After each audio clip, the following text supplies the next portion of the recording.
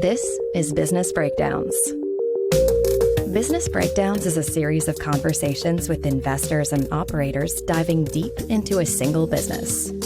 For each business, we explore its history, its business model, its competitive advantages, and what makes it tick. We believe every business has lessons and secrets that investors and operators can learn from, and we are here to bring them to you. To find more episodes of Breakdowns, check out joincolossus.com. All opinions expressed by hosts and podcast guests are solely their own opinions. Hosts, podcast guests, their employers, or affiliates may maintain positions in the securities discussed in this podcast. This podcast is for informational purposes only and should not be relied upon as a basis for investment decisions. Welcome back to Business Breakdowns. This is Matt Russell, and today we are breaking down Axon Enterprise. Now, you may know Axon as the pioneer of the Taser, but the business has truly evolved over the years and now has expanded into body cams and other supporting tools for law enforcement and the defense industries. Our guest is Danielle Menichella, portfolio manager at Sands Capital. Danielle details not just how Axon expanded its product offering, but how it's shifted that business model from pure hardware to a mix of hardware software. Given the customer base, I think this is a really interesting episode to pair with Motorola, which we recorded and released about 1 month ago. It's very interesting when you get into unique customer dynamics, what's driving the growth in certain industries, and we get into a lot of that and more on this episode. So please enjoy the episode on Axon. All right, Danielle. Excited to talk about Axon today. This is a name that someone close to me brought up many years ago. I looked at it at the time, somewhat forgot about it. We had a conversation, discussed the podcast, brought it back up, but I certainly don't think it's a household name. Maybe we could just start out the conversation with some high-level description of Axon, the business, to get listeners familiar.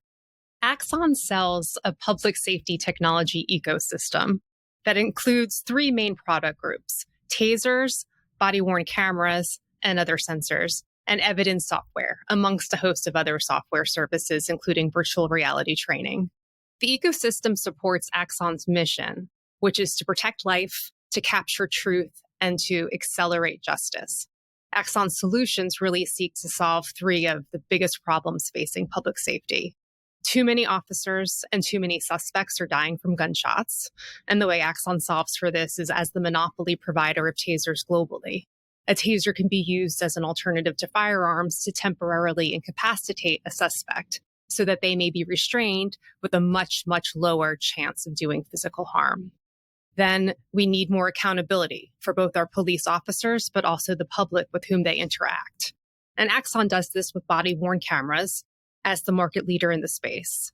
The body camera collects data and then sends it to the Axon cloud where it can be shared but not manipulated. And then the third problem, it just takes too long to go through evidence and write reports and then get that information to all the necessary parties. And this is made worse by too few human resources. Axon software helps get this done more efficiently. And like the first two product categories, Axon is the market leader in evidence management software. So I would say what makes Axon special is it has this existing pretty resilient customer base through Taser customers where there really isn't an alternative. Since 2015, we've seen increasing body cameras, mandates for those, and Axon is winning share there as the overwhelming market leader with market share multiples higher than their competitors. And the body camera basically creates the evidence, which makes those customers very likely to use Axon software and cloud services. So it's virtual flywheel. And the result is we had a business that has shifted from a predominantly hardware sales model to an increasingly software-driven subscription model with 95% subscription sales, 122% net revenue retention, increasing margins as a result of more software, and the ability to generate higher cash flows in the future. I think you hit on it at the end there, just in terms of some of the numbers, which are eye-popping in terms of where they are today.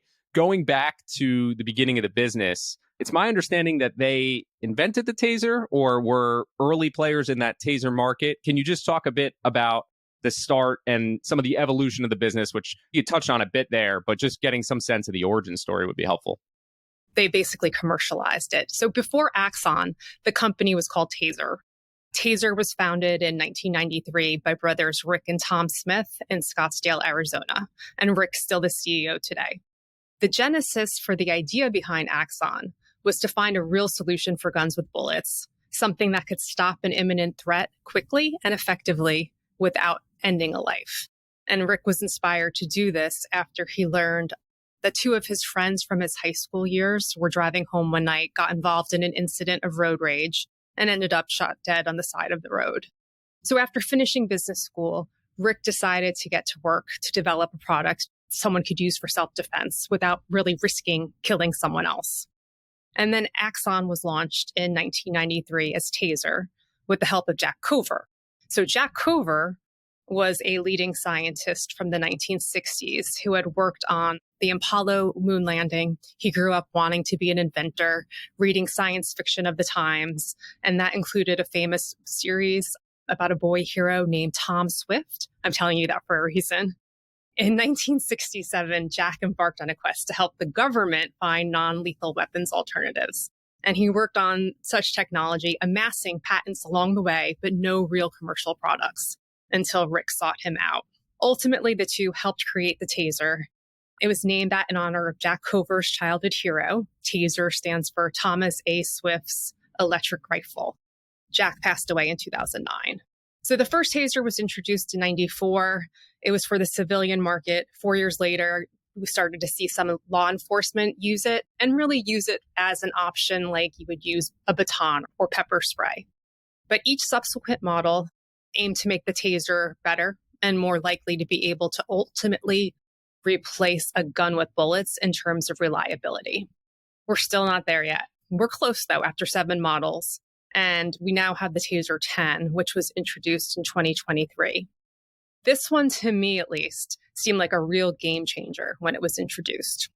When studies were done regarding why previous versions of the Taser didn't work at de-escalation or stopping the threat, there were 2 key issues that emerged.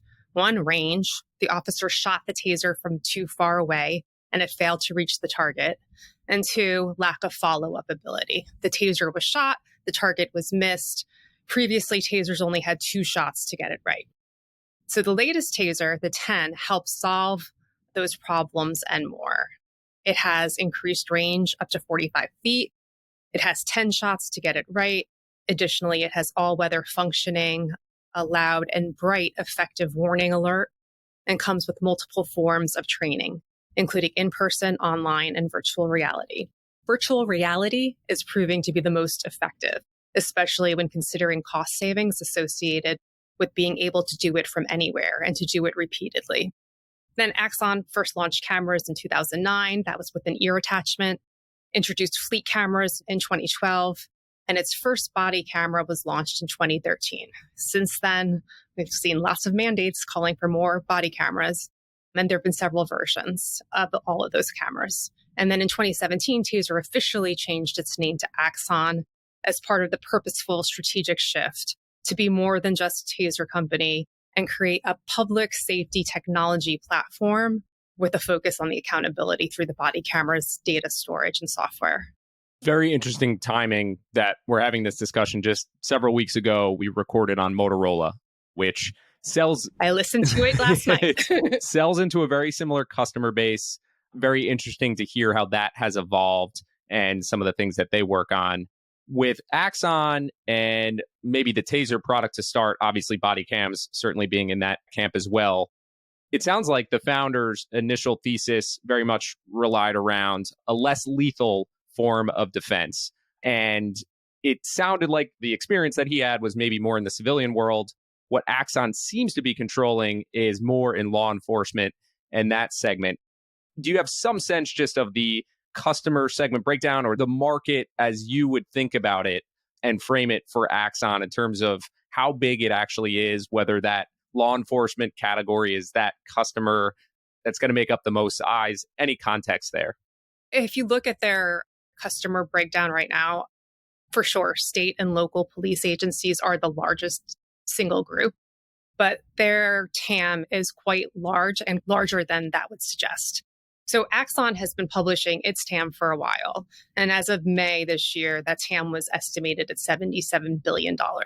So to break that down, $7 billion for Taser, $10 billion for camera hardware, $18 billion for software and cloud, and then $16 billion for real-time operations, which would include things like dispatch and respond and their recent Fusus acquisition, $19 billion for Axon Air. And that's the nascent category of drones as first responder. So that's pretty new. And $5 billion in consumer tasers and personal protection. What I would say, what my analysis supports, is all of that except for that personal protection category. I have more questions there. So I think of the TAM as about 70 billion versus last year's revenue of only 1.6 billion. And then we can give some more context to that. So if I exclude civilian, 17 billion is for US state and local agencies. Right now in tasers, Axon is in 92% or estimated 92% of those agencies in the US. 13 billion to US federal, 17 billion to enterprise, and 26 billion for international. I think the key point with this TAM discussion, though, is how underpenetrated Axon's market actually is. Even in the US, we probably tend to think of taser penetration as pretty high, and it is in local and state police departments. Like I said, over 90% penetration. But overall in the US, when you think of all the other end customers, whether it be federal, corrections, private security, or enterprise, US taser penetration is only about 35%. And body cameras, for all the mandates and cries for more accountability from over the past 5 years or so, penetration rates are only 14% in the US. And then the big one there is the 4% penetration in software and cloud. And that, in my opinion, is like the key value added driver. Yeah, it's interesting, particularly on the body cam point. I have someone who's in law enforcement in my family, and I was, before this episode, asking a lot about Axon and particularly the body cams. And I asked a bit about whether it was really a bad thing or they didn't like it when they originally got body cams. And he said his department was the first to get it, and they could not live without it because not only does it provide accountability on him, which his point was, we're not doing anything wrong, but it provides accountability on the other side and any accusations made against them that are easy to defend. And now they don't have to take up all these hours now defending cases without merit. How did that evolution come to be in the body cam market? Because going from tasers and owning that market, doing something that's very, very specific, to going into the body cam market, was this a major leap? Just talk a little bit about the DNA of the business that allowed them to go into that. And was it an early success? Did they immediately come out and hit the ground running?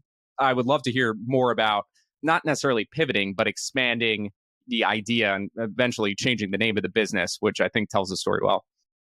Yeah. The company started thinking about body cameras in the late 2000, right before 2010, I would say. And they started to sort of dip their toes into that market first with the cameras that were worn on your ear. Then they went to fleet cameras. And Rick had a very strong view that body cameras would be something that their customers was going to need. And if you think about how Axon interacts with their customer base, they're very close to them. They are the monopoly provider of tasers. The product people at Axon, the salespeople, and the R&D team really relies on feedback from their customers to figure out what next features are needed in tasers and what the concerns are from the officers who are using it and not. And the idea of the body camera had come up. They started to look into that. And then they really went into it in a meaningful way in 2013. At that time, there were some calls for mandates and some desires to get more accountability, but it wasn't anything like we saw in 2020 after George Floyd. But they continued to work towards that. And you're right. In the beginning, the customer base was kind of on the fence. It seemed like your privacy was being compromised. It seemed like people didn't trust you. Why did you have to wear this video surveillance basically all of the time? And like you said, they started to roll out slowly with certain customers. And what police officers ultimately found was they felt safer wearing the body camera. They felt as though if they weren't doing anything wrong, if they were good police, they needed to protect the name of the good police. They wanted to make sure that they couldn't be accused of saying or doing something that wasn't right. They wanted to have that accountability and that protection. And so I think that it kind of expanded over the years as there's been more pushback against the police. And there's been more concerns from the public issue that some police aren't acting in the right way. And so by 2020, a lot of police were very eager to be wearing those body cameras. Yeah, it was very interesting for me to have this conversation and just hear some of the feedback in terms of how many accusations were made and how much time that took up. And to your earlier point about talking to the customers, this is another thing where it came up, records management and their ambitions to get into that world, I think certainly echoes what I've heard from this particular contact, where they said it is just brutal now in terms of the weakness of record management, all the different systems, and not having a simple solution, which ends up taking significant time to log things. Just with that all in mind, I think you touched a little bit on the market opportunity. But when you go back in time and look at the overall TAM for the business, something that they're publishing, and then you think into the future, what is the growth of the market today? Is it just more penetration of some of the things that we've been talking about? Are there other drivers that you think are material to the growth of that overall TAM? When I think about growth for the company, I think it predominantly comes from 4 key categories. I would say new versions of existing products with more and better value-added features, including more automation. So Axon can upsell and cross-sell these new models to existing customers. And that might occur during a typical replacement cycle. It might happen faster. We talked about the introduction of the Taser 10. I would expect at least 2 more meaningfully improved versions of the Taser to be introduced over the next decade or so. That should drive adoption. Also, software that's capable of doing more and doing more with less time, less resources from the teams themselves. Then new products that can be sold to newer and old customers. So we've seen this with virtual reality training and some new software like Axon Respond. Eventually, we expect Axon Air, which is the drone program, to fit in here. Then they could sell existing products to new verticals. We talked about how Axon's pretty well penetrated in US, local, and state police departments, but an opportunity also exists with federal customers, justice and legal departments, fire and EMS, corrections, military, and enterprise. And then finally, I would say expansion outside the US. About 20% of revenue today comes from international. So there have been successes there. And we've seen this with the expansion of body cameras into Brazil, or tasers into the Commonwealth nations, or Axon evidence software into Scotland. Axon's only beginning to ramp up sales efforts internationally. You mentioned before the recording a bit about how they're leveraging AI. You mentioned a few times the virtual reality training. Is that where it's mostly showing up? Are there other ways that they're leveraging this new technology? I think the most exciting thing happened earlier this year. So in April of this year, at the Axon User Conference, it introduced an AI product that has the potential to meaningfully change things in public safety. The product is called Draft One. It's a software program that leverages generative AI and takes body-worn camera audio to produce high-quality draft report narratives in seconds. The output's a report that is standard, more clear, more concise, more consistent. And the big thing is that this is saving police officers between 1 and 2 hours worth of desk work a day. So that's multiple hours more that they can spend policing and interacting with communities. At this point, Draft One officers will still have to fill in some things manually. They'll have to sign off on these reports. They're only being used for misdemeanors, but ultimately, we think that the time savings could be 2 to 4 hours a day. Right now, an officer sits behind their desk up to 4 hours of their 8-hour shift. So that is meaningful time that they can get back on the street. They can interact with their communities. They can stop crime. And while the proof points are limited so far, the data we've seen has suggested that the AI-generated reports are more accurate and more complete than manually written ones. But this is Axon in 2024, after the ChatGPT moment from a few years ago. What I think is special about Axon is that they have a vision of the future and they share it. And that's been the case historically. So in 2018, Axon shared a video of what it thought policing could look like with the help of AI. And the video looked a lot like Draft One. There's some more things that could happen, but a lot of it was there. And even before generative AI, Axon was adding AI tools to their software. So just one example is the redaction tool in evidence.com. This feature was able to automatically black out faces, license plates, other personal information from video evidence. Axon also offered transcription, which automatically transcribes video into text. Another example is it used AI training for its ALPR or automated license plate reading products, trained them how to read ones from different states. So previously, these were all things that were being done by humans manually. Axon made existing software by including them. So it just kind of shows that Axon's had this history of thinking about how to make things more automated and more efficient and easier for their customer base. And now I think with the product Draft One, you see that really coming to light in a good way. Can you talk about with those customers, there was a shift from pure hardware model towards software model. There's still some hardware involved there, somewhat of a razor blade model, it sounds like. But can you talk about what a contract looks like or any general structure that you think is the right way to frame how a customer is buying from Axon? I think the first thing is the Taser really got Axon into the customer base, then expanded to the body cameras, now going to software and other areas. Like I said before, 95% of revenues are from subscription, and they can range from pure software to pure hardware or a combination of both. And what we really like to see is the combination of both, obviously. The lowest subscription starts at about $15 a month per user, and that's for a single software seat per month. Right now, the highest bundle is about $325 per seat per month, and that's for what Axon calls the Officer Safety Plan 10 Plus Premium. That's the gold standard, and that includes the Taser 10 and cartridges, the latest body camera, training, software, cloud. And there are many other bundles in between the beginning Officer Safety Plan and the 10 Plus Premium. As new generation products get introduced with more features, the high end of those bundle prices go up. So that $325 bundle just a few years ago was only $99.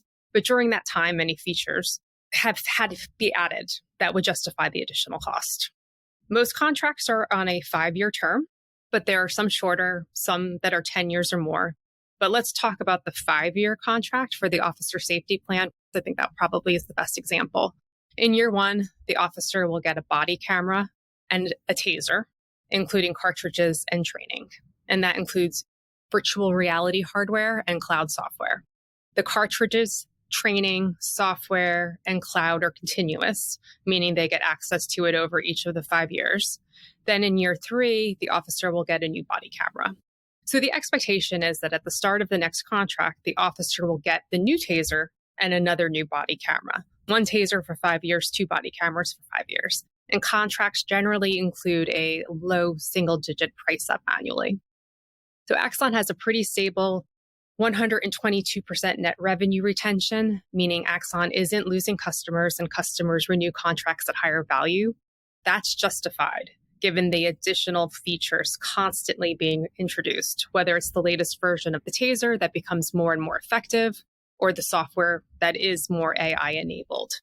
And as for customer stickiness, what I really think makes the customer so sticky are these 3 things. The value Axon provides, its ecosystem solves real problems for a relatively low price of 1% to 3% of a police department's budget. 2, the ease of integration, Taser with cameras, with software, and increasingly with fleets and dispatch systems as well. And then it's very difficult to deploy a scaled body camera program due to the thousands and thousands of hours of video footage that are piling up rapidly. And they have to be kept, depending on the state. It could be a couple of years, it could be indefinitely, depending on the crime. And so Axon's winning that market by building tools that help customers best and most efficiently manage the high and growing number of digital evidence hours that they're generating. And customers would have significant difficulty in moving that stored data from the Axon cloud elsewhere. I mean, Axon says you can, Axon says it will help you do it, but in reality, there's a massive amount of data that would need to be moved, and it would be very difficult for customers to move that data in a timely or cost-effective way. With these bundles, I don't know if they really break out the margin profile of the hardware versus the software, but whatever numbers they do provide, I'd be curious what that margin profile looks like, whether you want to talk about the overall business, segments, hardware versus software, whatever you have would be useful. Yeah, they do break out by division. They break it into basically tasers, cameras, and then the software separately. And surprisingly, the Taser has some pretty nice margins. Their gross margins are about 60%. The sensor division, which is predominantly the camera, is much lower, 40%. And then the cloud and software has margins in the high 70s. And we think that it probably can be much higher over time. So if you think about the overall margins of the business, as you sell more software than more hardware, as you have more of those higher end bundles, we think it's a safe assumption to say margins go up over time. And that's ignoring any sort of efficiencies that can be gained in the production processes. With the body cam segment and that delta versus tasers, 60% versus 40%, would you attribute that to more competition in the body cam market versus the market share that they have in tasers today? Like, is there a case to be made that margins could trend up over time, or what do you think drives that difference? So taser's a monopoly. I call the body camera segment a duopoly. That's not really true. There's a lot of players and it's very fragmented. There are two key players. There's Axon and there's Motorola. However, Axon is significantly larger. And I think the reason why is because they have that model, that flywheel that ties in. They get in the door with the taser. They then sell the body camera that is integrated with the taser, but then it collects that data. Because they have the most customers, they have the ability to get the most data, which actually helps them create software that is better. I do think they have that flywheel that helps them to begin with. But when you look at the top 50 municipalities in the US, Axon's market share is probably closer to 90%. So significantly large. So I don't think it's a market share thing, but I do think they are investing and building those cameras. They want them to be better and better. Yeah, I've heard the battery on the Axon is significantly better, and even the charging process versus Motorola, for what it's worth. Anecdote there. The customer base, I have very little sense in terms of law enforcement and whether the NYPD and the LAPD represent this huge percentage of overall law enforcement TAM. Do you have any sense of that, whether there's key players that really dominate that market, just in terms of the customer base, customer concentration, anything around that and the size of some of the larger players?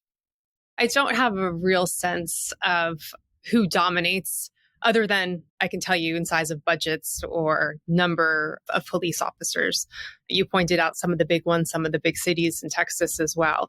And I think from Axon's perspective, the key is really more that you want to get in with those customers because they're oftentimes, they have the bigger budgets and they have more of the accountability issues. They're more in the public eye than some of the smaller players. Now, Axon wants to be with the smaller players too. And I'll tell you what I've learned from speaking to some of their customers over time is it's the smaller players that are often willing to take more risks earlier on with new products. They are willing to try out new things. But now on the other hand, because the NYPDs and the LAPDs and so forth are so much in the spotlight, they are less likely to change customers from a proven provider like an Axon. Yeah, certain stickiness there. With the law enforcement agencies, are you typically seeing contracts start with only a 50% of potential seats actually signing up for the contract? Thinking about the growth of new law enforcement agencies versus growing the existing ones, and I know they're adding new products in, so there's a flywheel dynamic, but just thinking about those two growth engines, what's the sense with growing from existing customers more, whether it is in new categories or just existing categories and getting further penetrated? Yeah, for sure. In the beginning, when Axon introduced new products, you would see certain agencies start out with just a certain number of seats, try out the products. A lot of times that's because they had already had their budgets approved. And so they used what they could. And then as they got more proof points about how strong these products are, they would ensure that the next budget would include room for more seats. So there's some of that. At this point, you're seeing pretty good penetration within police agencies that are already using Axon in terms of all of their officers having the Taser, having a body camera, having some software. Where the greatest potential is in that shift from moving to one of those lower end bundles to some of those higher end bundles with more and more software features. If I look at officer safety plans, so those bundles that have the software, the hardware, and everything in between, and there's several different versions of that. Even at the less premium OSPs, the penetration rate for Axon's customers is less than 20% of them are using that OSP. A lot of them are using much smaller bundles of hardware and software. So there's great penetration to move 80% of their current customers into an OSP. And then on top of that, there's plenty of room for migration from the lower level OSPs to the higher levels. So the OSP 10 plus premium right now does not include any of that Draft 1 AI. I would expect that this would be included over the next year or so, and then that will be a real driver for people to upgrade. When I look at what management is guiding to this year, it's north of 25% revenue growth, which is quite a number for any business that has a monopoly. I understand the TAM is expanding, but can you talk about where that is mostly coming from? I have some sense on what we've been discussing throughout this conversation, but is still a staggering number for this type of business. So can you talk a little bit about what's driving that revenue growth at such high rates? And then what you look at as the runway for that number to still be so high? I can think about anything government related as being a GDP plus type business, plus a few hundred basis points here or there. These numbers are substantially higher. So any context for that top line growth, which is quite impressive. So that top line growth is coming from all three categories pretty equally. Maybe Tasers might be the slowest, but still the expectation is over 20%. The reason for that is, like I talked about earlier, that Taser 10 was introduced in 2023. It takes some time, first of all, for agencies to see the proof that this is a significantly better version than what they already have. Second of all, some of them are living out their former contracts. And then third of all, they have to go and get the budget approved to buy those more expensive Tasers. So that's the main things that are driving the Taser adoption part of it, or the upgrade in the Tasers. Then in terms of sensors, we've had a new body camera launched last year as well. And then just software, more and more of those AI-enabled services in the software part of the business are driving more sales. And so the growth rate is kind of similar for all three main categories. It doesn't change significantly for the next several years. It comes down a little bit. With the Tasers specifically, there is a little bit of lumpiness. Like you'll get a CAGR that is close to 20%, but depending on when the launch of the new Taser is, that could have some impact. But for the most part, the growth is quite strong across divisions. Piecing those together, we talked about the margin profile of the segments. If you look at whether it's an EBITDA margin or how much is coming down from a profit margin standpoint, what does the margin profile of the business look like? You have about 60% gross margin. The expectation, or my expectation, is that increases about 500 basis points by the end of the decade. And that's really coming from slight improvement in the manufacturing of the current Taser 10 as the input some automated processes and you ramp up some economies of scale there, but also your software and your cloud margin is able to increase as well. And then on an adjusted EBITDA basis, looking at something even greater than that 500 basis points in gross margin, the company, so the adjusted EBITDA right now is about 16%. The company's guides for a medium to long-term margin in about 30% range. I actually think it could be higher as you get more software in those bundles. In terms of what's being spent now, you mentioned R&D, CapEx, I assume, is going into it. Are they seeing much conversion from EBITDA into free cash flow? Is this considered a heavy investment period? Yeah, so they're finishing up a manufacturing facility in Arizona. They might be moving their headquarters. There's constant R&D. We actually, as a percentage of sales, don't expect that to come down through the end of the decade because this is an innovative business, an innovative management team. They're constantly looking for the next thing to work on, the next thing that could help their customers. They're increasingly looking at ways to work with the military. So I think that all requires some strong investment. But I also think that short of any sort of major M&A or any sort of major investment period, you'll see an increase in free cash flow and more free cash flow generation through the end of the decade. And I think they have done some acquisitions in the past. Maybe it's just one that caught my eye. But is there a history of M&A? Is that part of the thesis at all that they could use, whether it's their equity or cash, to acquire businesses? So they've actually done several acquisitions over the years. The most recent one that's pretty meaningful is Fusus, which is a scalable real-time crime center platform that can integrate with any data source, pull in public, private video feeds, enable those video sources with AI, integrate the ALPRs, body cam, drones if there are any, and then create a common operating picture for community safety. So this will really help dispatch systems. And if you think about it, it gives more intel to the dispatch team who may be interacting with police officers or EMS or other first responders. And they'll be able to have a conversation back and forth, get more information to them. Maybe they need help translating to another language. Maybe a police officer isn't the right person to be there. Maybe they need a social worker or psychologist.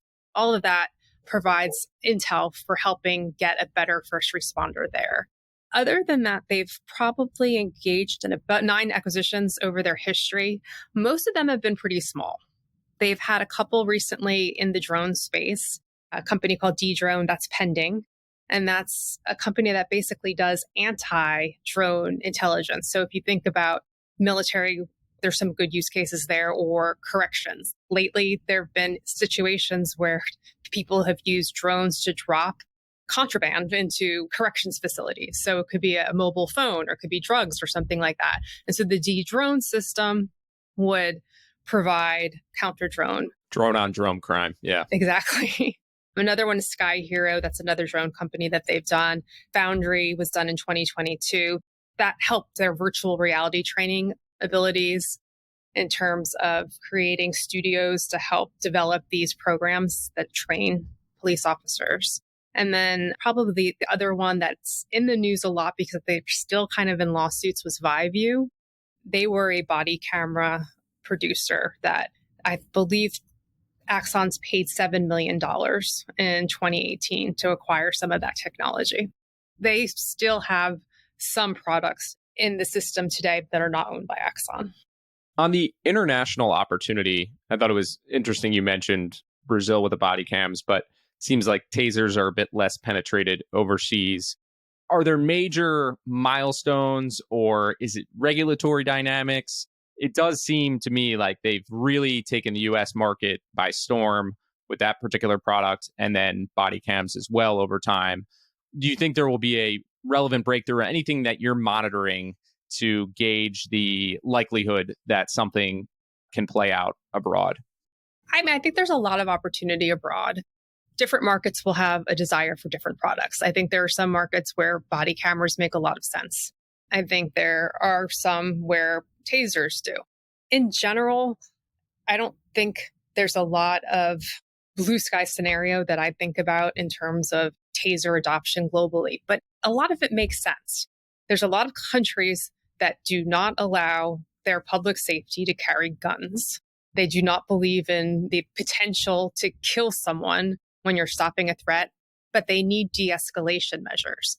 And when you think about what types of de-escalation measures there are, there's the taser, there's a baton, which really you can cause some damage with. There's pepper spray. You can use maybe a tranquilizer dart, but that takes a long time. And during which time it's pretty rare that you would see de-escalation. You would probably see escalation during that time. And so the research on tasers is actually quite positive. There's an 80% chance that somebody with a chokehold or a baton is going to get some sort of injury. There's only a 1% chance of people who've been actually hurt by tasers. To me, it's logical that there are countries that might be willing to deploy tasers over time. And I think that the better the taser gets, the more effective, the more reliable it is, the more chance that people, their customers in the US and customers outside the US who are going to increasingly use that instead of a gun. On the equity as a whole, the chart obviously has been up and to the right over a long period of time. Is there a general framework you use from a valuation standpoint, or you think that the market tends to use when valuing the business, just to get a sense of certain industries that we talk about? It's all PE, then you have DCFs in one area. But is there anything that's generally used to value a business like this that's growing substantially but has interesting hardware, software dynamics? I think that's a tough question. Look, Axon looks expensive pretty much on all different metrics. I think looking at a forward PE makes the most sense. And right now it's trading at 60 times next 12 months PE. But what you get for that is a business that's growing top line about 30% into the future and growing EBITDA and EPS a lot more than that, probably closer to 40%, although there's some noise there. And cash flow, probably twice that or more. So I don't think Axon really has a peer group as a monopoly producer, as selling into this public safety customer base, which tends to, I would say, be acyclical because governments rarely cut back spending on public safety. You could say it's counter-cyclical because in times of a weak economy, the government spurs spending. And then on top of that, unfortunately, you see crime pick up, which then generates calls to have more spending on public safety. So you have that unique aspect of this. It's dominant market leadership. It's a monopoly in tasers. Body cameras technically isn't, but in reality, there's only two big players, and we believe Axon's market share is twice that of the other player. It has an entrenched and sticky customer base and access to the most data in this field, which should help Axon benefit from generative AI faster than any potential competitors, while offering a strong ROI to their customers who every day are being challenged to do more with less resources. So for now, that next 12-month PE does look expensive, but when you think about the duration of that growth and the duration of that growth staying way into those double digits, I don't think it looks that expensive.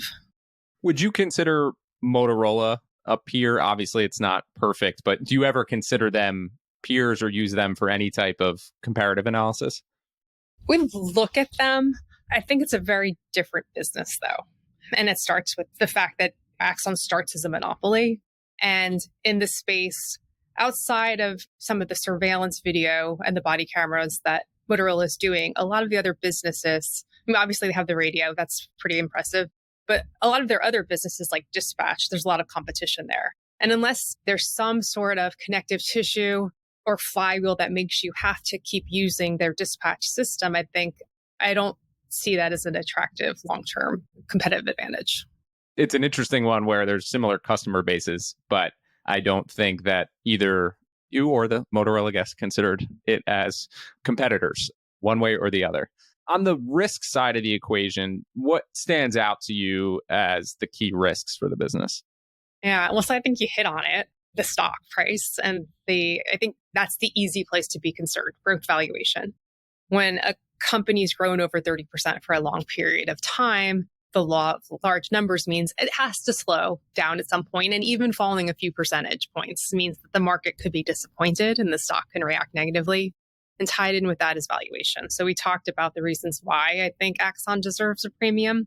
It can argue it doesn't really have a comp set, but a near 60-time forward multiple isn't cheap. So anything goes wrong, the stock could react negatively.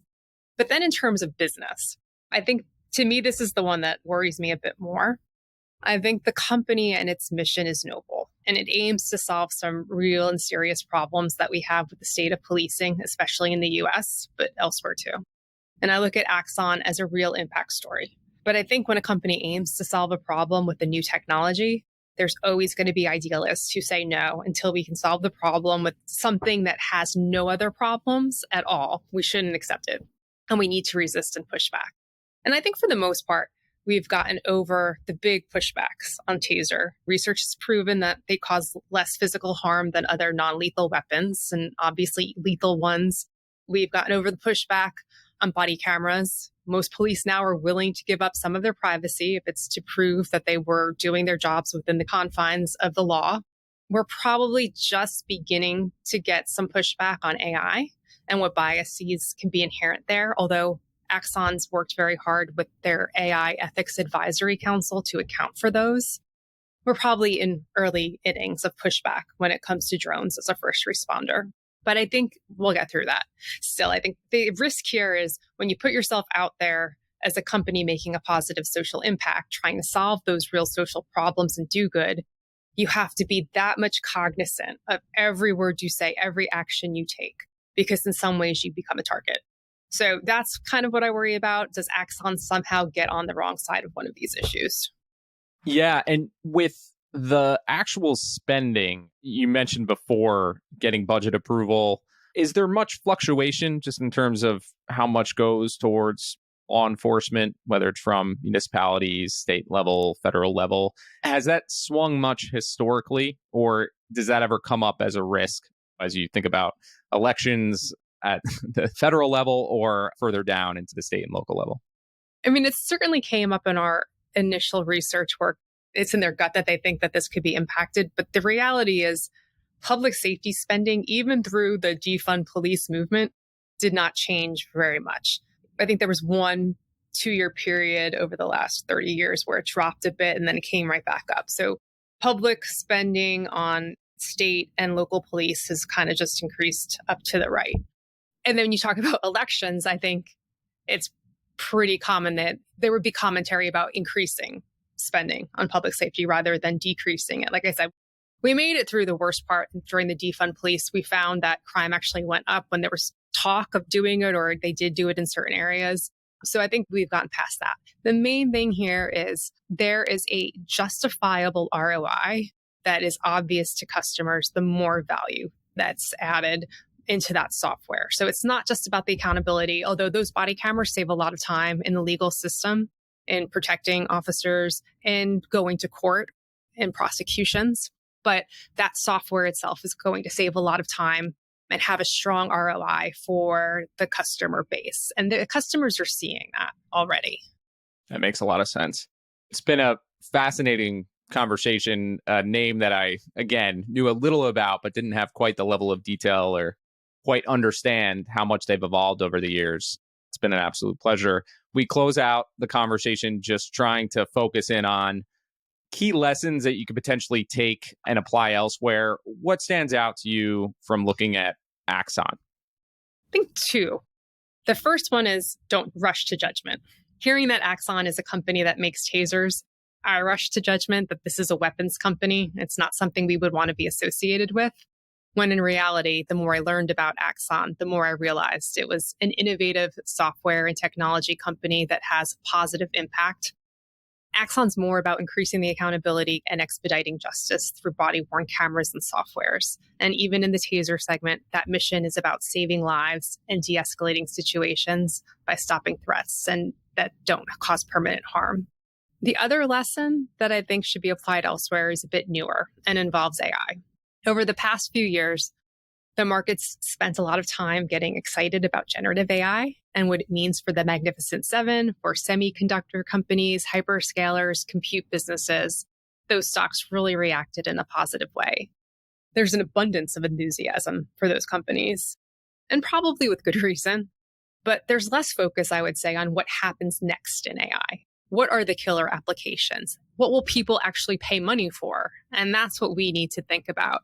And I think Axon is one of the most compelling commercial use cases for AI at this moment. This is a team that's been involved in AI before the ChatGPT moment, had a strategic vision, and was working towards commercializing products.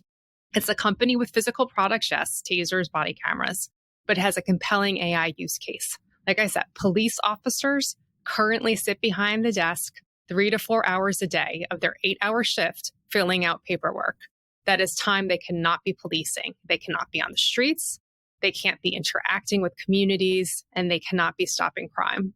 That's why we need more police officers, and precincts all over the US have been struggling to hire because the supply just isn't there. But in comes Axon's AI-enabled software, whether it's redaction, transcription, draft one. the next generation of evidence software. This can cut hours off manual report writing taking place. On average, say a police officer's all-in benefit comes to about $50 an hour. Well, Draft One, assuming only a 1 hour a day savings, and we actually think it's more than that, provides a benefit of 20 extra hours policing a month. So that's $1,000 that maybe you could put towards a salary, but you can't because you can't find people to hire. And so right now, the most expensive officer safety plan, which includes the Taser and the camera and the host of software, is about $325 a month. Now, if better software can save more than 1 hour a day, that ROI calculation becomes even more compelling. And we think that it will quickly. So I would say, yeah, NVIDIA is great and those Mag 7s are exciting, but think about how people are actually going to make money by using this AI. Like it, looking for the non-obvious opportunities and options and players that benefit the most. Very well said. This has been a pleasure, Danielle. Thank you for joining us and sharing the knowledge. Thanks, Matt. Great talking to you. To find more episodes of breakdowns ranging from Costco to Visa to Moderna, or to sign up for our weekly summary, check out joincolossus.com. That's JOINCOLOSSUS.com. A quick note before you go. If you are a company hiring or a candidate looking for your next opportunity, make sure to check out joincolossus.com/recruiting. We launched our recruiting efforts at the end of last year. We started working with firms that were interested in tapping into our audience. And after seeing some early success, we want to open this up to additional firms and to candidates who are proactively looking for their next opportunity. So we are mostly revolving around the investment world and the tech industry. But again, make sure to check out joincolossus.com/recruiting for more information.